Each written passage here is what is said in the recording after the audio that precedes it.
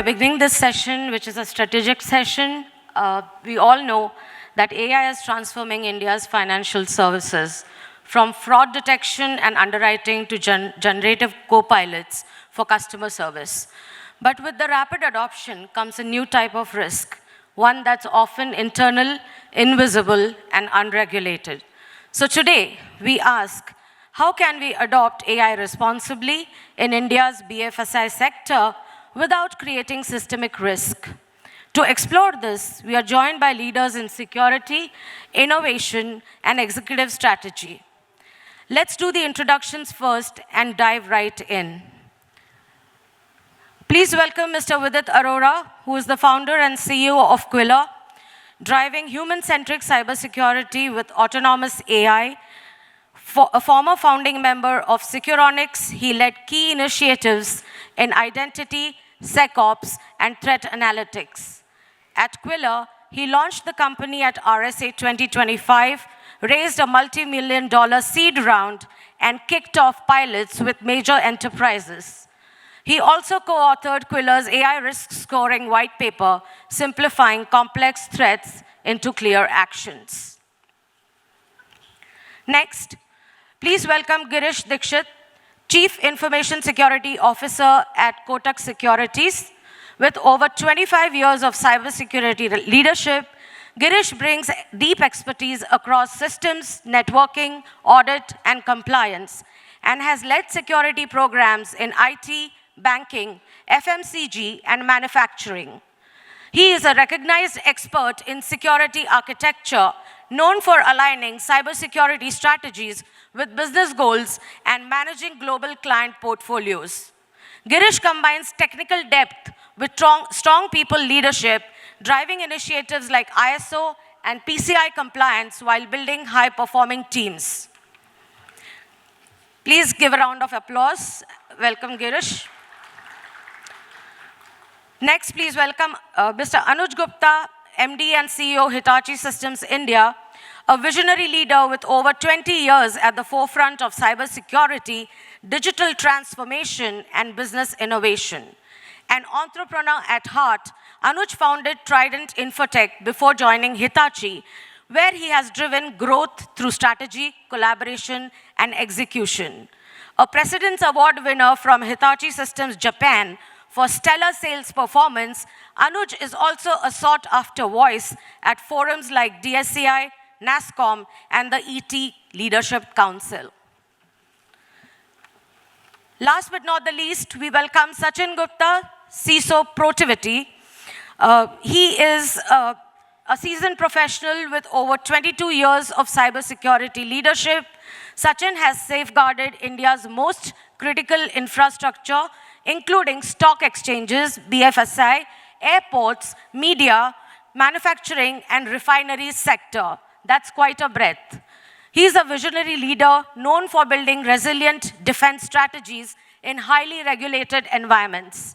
Sachin brings deep expertise and thought leadership in OT and ICS security, cyber risk, data privacy, audit, and compliance, and is celebrated as a recognized authority across the cybersecurity landscape. With this, I hand it over to Mr. Vidit Arora, founder and CEO of Quilla. Over to you, Vidit. Thank you. Thanks, everybody, for joining. I know it's pretty late, so we'll get right to the point. The goal today is to have a good discussion with three practitioners here on how is AI being adopted in the financial industry, and for all of us to learn something out of it. So I'll start the discussion off with Girish here. Girish, is there a push to adopt AI in BFSI? And what are the major stakeholders that you see are involved in this entire journey of adopting AI? Hey, thanks, Vidit. Let me start with some example which I spotted on the road today while I was driving to the DSCI event. Not related to BFSI. I saw a board where some real estate company was advertising next-gen AI business spaces. That really caught my attention. I said, AI is getting everywhere, right? So to answer your question, with it, there is definitely a lot of market pressure because with AI, things definitely are getting a lot simpler. Uh, but what is happening specifically in the BFSI segment is there is so much of a transactional activity, there is so much of a process-based activities which happen in the back end, right? That's where the AI adoption is becoming a necessity today. It's not just a push because my peer has done it, but it's becoming a necessity because if you have to be ahead of your competition, you have to have some differentiator, then you need to start adopting AI. So that's where things are moving. But I would still say that it's more of a need-based approach right now, rather than taking an approach where I would have a very definite strategy, a definite objective in mind, and a definite end state, and drive my AI adoption accordingly. Because today, honestly, every business head comes with ambition that he wants to adopt AI, but they really don't know where they want to go. I think that's where collectively we need to put in that thought process on why we are adopting AI, what is the problem statement that we are trying to solve, and then accordingly take the right path towards addressing it. Very well said. I think you're absolutely right. I think it's not just about the buzzword that you have to adopt it, but what are the problem that you're trying to And solve? buzzword, everyone is picking upon it. Even a real estate company is saying the real estate is AI enabled. While fans, TVs, ACs, right? You Yeah. name it and everyone is AI enabled right now. Absolutely. That's a great point, Gish. Sachin, I'll ask you a follow-up from here. As you do see organizations starting to adopt AI or wanting to adopt AI for the right use cases, of course, what gaps do you see that is, preventing us from moving as fast as business wants us to? Or what do you think is important from we have a whole security crowd here, from a security perspective to enable the business to adopt it or to move as fast as they would, like to with no guardrails, in fact? Thanks, Vidit. This question we can ask anyone sitting here because everyone knows that they have to adopt AI. The company, the organization is adopting AI, but they can very well say that where the gaps are. Few gaps which I can mention here is basically tooling gaps, tools like DLP, CASB, proxy, or the basic tools which we have adopted over the years. They are not AI enabled. They don't understand that what people are posting on the browser, what they are trying to get through AI. So the tools needs to be AI enabled, and the second gap, which is most certainly a very huge gap, is mindset gap. People are having mindset that AI is just a buzzword, but it will come and go. They really need to change the mindset to have this framework adopted and have this things adopted in their day-to-day life. The third one is process, which is the biggest gap which I can understand and can say as of now, because people are having the set processes which needs to be changed drastically and dramatically. Girish is sitting here. He is regulated by SEBI, RBI, and all entities. So he can. Yeah, Girish, anything you'd like to add? I think what Sachin said is absolutely spot on, right? Because when blockchain came in, everybody thought it was a game changer, but it eventually fizzled out, right? But with AI, what's happening is we are addressing those areas where we are assisting or we are making humans function better. Many a times AI is seen or businesses are adopting AI because of sheer peer pressure. I think that's not the approach. As I said earlier, you need to identify the problem statement that you are trying to address with the particular AI adoption. That's where we will be more successful, we will be more structured. Like, we need to define the boundary conditions, the process part that he mentioned, correct? That what boundary conditions you would want to put in, what are the do's and don'ts, what are like things which should not be done at all, right? Once you define that, the adoption becomes fairly easy. The right controls, the right process, the right framework. Anuj, I'll ask this to you. You have the privilege of working with, I think, the top 1,000, 2,000 CISOs, CIOs in India, Southeast Asia. How do you, from what my interactions have been, this is a problem statement where maybe not for the first time, but it looks like for the first time, from the CTO, CEO, CIO, CISOs, everybody's kind of working together towards the same goal. What would be your recommendations for organizations on how can these groups work together to drive the right level of innovation while maintaining security and a business advantage? So, it's very interesting times, right? Again, I think to add to all what they said, internet in 2000 was a game changer. A lot of things came and went. Internet changed the world. Mobile phones, especially the smartphones, again in 2010 came and changed the world, right? And then adoption of that happened in the enterprise. I think cloud in 2000, early 2015, 16, when cloud came in again, it was a game changer. A lot of technologies came and went, but these were some technologies which changed the way we worked, or changed the way we operated, or the businesses were done, right? And this, I think now in this century or this decade, it's going to be AI. Right? It is going to be mainstream of business. So I have a luxury of sitting on a lot of boards. I'm part of the global Hitachi AI initiative as well. And all of us are talking about how can we take AI into mainstream, right? So you talk to CISOs, CIOs, CTOs. I'm sure a lot of you all who report into the board, the first question in the board is, what are we doing on AI? Isn't it? Right? It's almost become like a thing that you have to do something on AI to show it to the market or go to the market. So in this challenge, what is happening is, again, it's right now, it's like a black box. Nobody really knows what we want to do with AI first. Second, the biggest problem is what is going to happen of our data. Even today, right, we were talking about data privacy before this, but if you really look at it in AI, be it ChatGPT, be it any of these guys, right, you don't know where your data is going, what data are they taking, where is your personal data being utilized, misused, or even somewhere with ignorance, you're posting data which is very critical to the organization now that is the open world. So this is the first time that I've seen really everyone get together as to we need to adopt AI, right? There is a no-brainer. On what business lines do you want to adopt AI? Where will you see the quick wins? And again, I think the biggest way to go about this business is land and expand.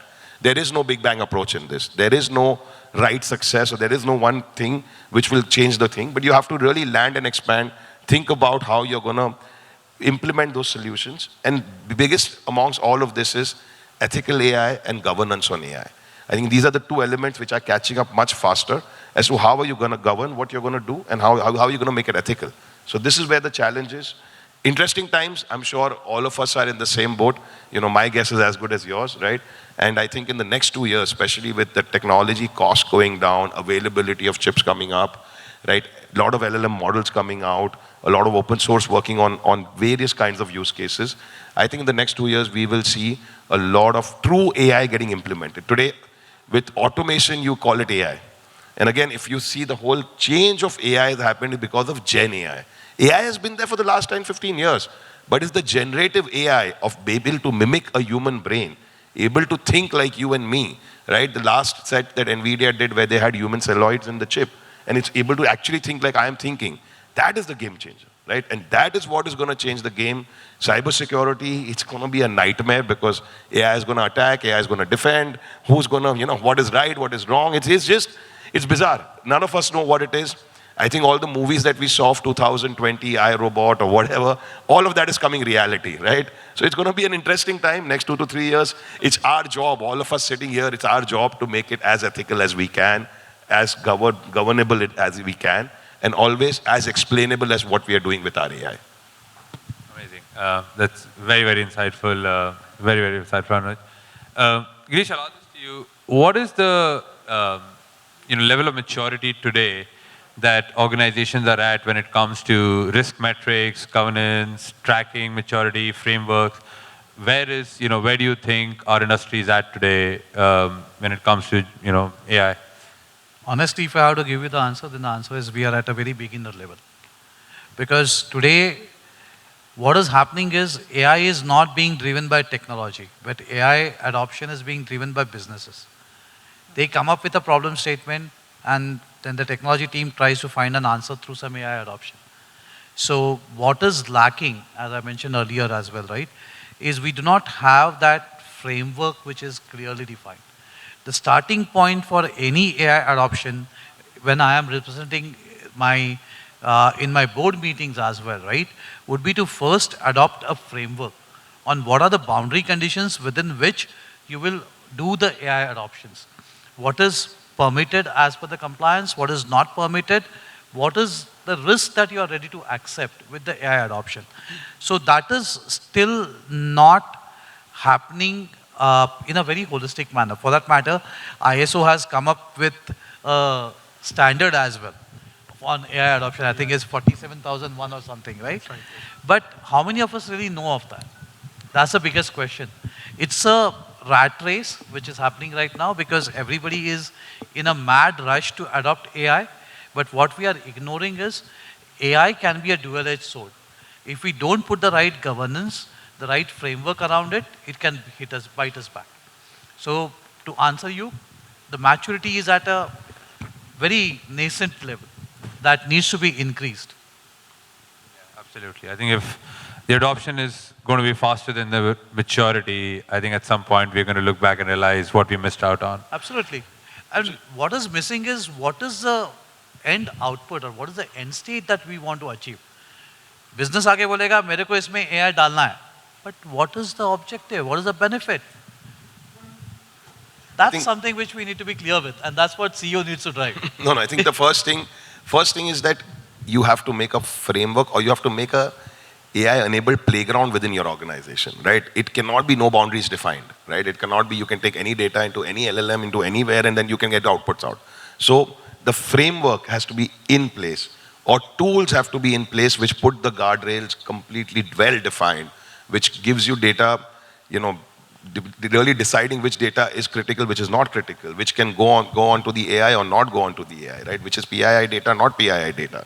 So it is very important to make the playground first, right? Or your data lakes or whatever it is. And from there you start your adoption. I think the way the world is going, they're just starting adoption without understanding where the playground is. And what will come back to hit them, they would really not know then. Very well said. I think very, very well said. I'll tag team on that. Sachin, to you, Girish mentioned about being a dual-edged sword. What do you think are some of the risks from attackers using AI? Or where do you think, organization needs to start worrying about, because the same technology that's available to us from a business side has always been the case where, attackers are 200% more focused on using it, for the negative reasons, right? So what do you think are some of the things that, they could, use this for, that organizations should start thinking about already? Basically, organization needs to deal with the risk which are getting advanced, more and more advanced. So everyone is using like AI day in and day out, and attackers are also using the same. So the new technologies, new things which are making attackers or hackers very advanced, like voice, video phishing, spear phishing, LLM-based spear phishings and all. Voice and video deepfakes, these are the worrisome things. So I think organizations need to give the trainings and train their employees with not only AI uses, but to identify that how to identify these attacks and work with those attacks and prevent those attacks for organizations like us. Yeah, that's definitely true. We've seen quite a few, examples of deepfake attacks that have happened recently in Hong Kong and UK. A lot of them. We've seen a lot of employees getting hired that were deepfakes. So that definitely seems to be catching up. Pretty easy for attackers to not replicate. Girish, I'll ask you the flip side of it. As you mentioned, we're at a nascent stage in measuring maturity, risk framework, etc. But as we do adopt AI, whether we like it or not, what do you think are some of the risks from a security perspective in adopting it? Like, what do you think are the potential threat vectors or risks that could happen? What is so bad that, if, let's say, organizations don't worry about security and just go around using it, what could happen? If I have to put my CISO hat on, right, then the biggest risk what I see is how do we really protect the whole logic that we are trying to automate or trying to get AI into. Say, for example, if I'm a bank who does a loan disbursement kind of an activity. A loan disbursement can be converted into an AI-enabled process, right? Where your AI bots can scan the data, can look at the data, take those decisions based on the LLMs that you build up, right? But can there be any biases? That's something which RBI also has been pretty vocal about it, that any AI model that you build on, make sure that it's bias free, right? Second bit which I'm really worried about, and the moment we start adopting more of an AI, what would happen if the AI were to fail? What is the resilience that we have? Have we really thought about it? Will we be in a position where we can go back to a manual process? Or would we just say that the businesses are going to come to a standstill? What would happen if I do a logic injection and do a logic compromise for my LLMs, which again are going to disrupt the whole business process for me? Have we really thought about what the resiliency part of it is going to be? Because today, everybody wants to adopt it so that it gives me those benefits of operational benefits, those cost benefits and everything, right? But what if my AI gets compromised? What is my resilience? I think that's one area which we haven't really got deeper into. And this is one of the major risks which I see, which can hit the businesses pretty bad. Yeah, absolutely. I think the more we automate, the more we move towards, decision making. It's the good example is we have forgotten tables. If I ask anybody in this hall to tell me what is 16 fours are, oh wow, that's wonderful. We are still old school. Ask You our all kids. are AI enabled then. No, but the same thing if you ask our kids, they will tell you they probably, it's the next generation where they've stopped thinking on these things. So that's what has happened, right? I mean, we need to build that resilience because we are so dependent on technology that if the technology fails, do you really know how you would continue supporting your businesses? Very, very fair point. I'll allow the last question to actually all three of you. I'll start with you, Anuj, and we'll end over there. For the CISOs and CIOs in the room, what metrics or do you suggest, as Girish mentioned this, right now we're at a pretty early stage, but what metrics do you think they should look at in presenting to the board to help them see some of the risks that you guys are pointing out or some of the gaps that are there? What metrics can organizations start putting together for their boards? Anuj, I'll start with you. So again, I think it's very early in the day to really set metrics, but first and foremost, it has to be a land and expand story. It can't be an all-in story. It's not a CRM, it's not a ERP, it's not a ERP, enterprise software. It's AI that we're talking about. It has to be land and expand. Second, very, very important is, as I said, define boundaries first. The first matrix is what boundaries are we defining, what kind of data are we ingesting, and what is the outcome we're expecting, right? Third, of course, at a lot of places, which is global data, right? So especially for SOCs, right, we can use the agentic AI. It's really going to benefit. At the risk-based vulnerability management, again, Gen AI can play a great role, right? Again, wherever you can talk to your data and get RCAs or talk to your data and get outcomes, that's where, again, AI is going to play a very, very big role. So matrix is more about use cases. What use cases do you want to achieve? How do you want to go about the achievement? And of course, what kind of data? And last but not the least, what he's touched on, what's the rollback plan? In case if something has to go wrong there, how are you going to still sustain and continue your business with the old technologies, right? So that is extremely important. I think, Anuj, you covered most of the stuff, right?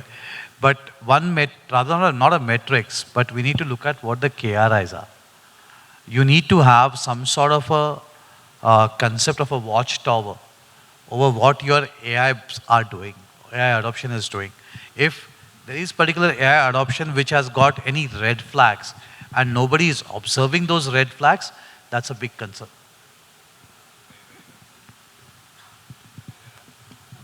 Both of you sum up very well, but I just want to say that you just need to watch what is getting used, how it is getting used, and what is it adding into your individual as well as company risk metrics or risk score in terms of AI uses and AI governance. So you need to put a governance on it, as rightly mentioned by Girish. Governance is most important. So you need to have something which can govern your AI uses, put a restrictions after a certain level. I'm not saying that you can block everything, but you should be able to identify that what needs to be blocked and how it needs to be blocked. That's it. And that's all we had. Thank you very much, Anuj, Girish.